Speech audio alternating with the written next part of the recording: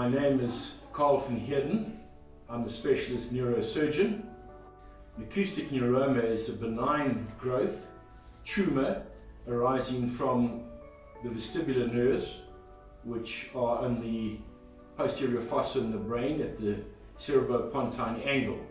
So it's a lesion which normally presents with hearing loss or balance problems.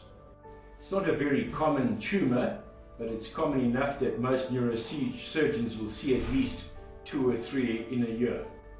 Most surgeons will assess a patient if there is a tumour.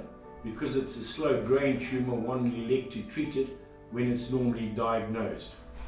A gamma knife will stop the tumour from enlarging. It may shrink it minimally, but it will normally not shrink it totally away.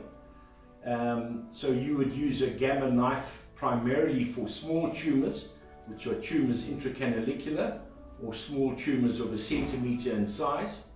Or if you have a large tumour, one would normally debulk the tumour and then give it gamma knife to stop it from recurring or regrowing. Normally with tumours one would discuss all the treatment options, including surgery and gamma knife. So you would go and say you could have surgery for removal of the tumour. I think most people these days would advocate gamma knife first off, as it's safer and less invasive than surgery. I think there's also less risk of hearing loss and facial nerve palsy with a gamma knife than with surgery. Because it's radiation which you're giving to the tumour, it may take up to 2 years to see the full extent of what the gamma knife has done.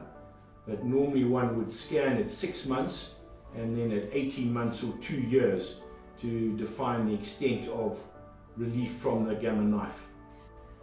Well, hopefully one will get rid of the symptoms which the patient has. You may not get rid of all the symptoms, but the balance problems will certainly improve once the tumour starts shrinking. It'll never shrink away to nothing. Unfortunately, if there is hearing loss, that may not improve with the gamma knife, especially with the intracanalicular tumours. If you've got early hearing loss, I think you will still remain with some degree of hearing loss. The good news is that you don't have to have surgery, and the morbidity of gamma knife is far less than the morbidity of open surgery.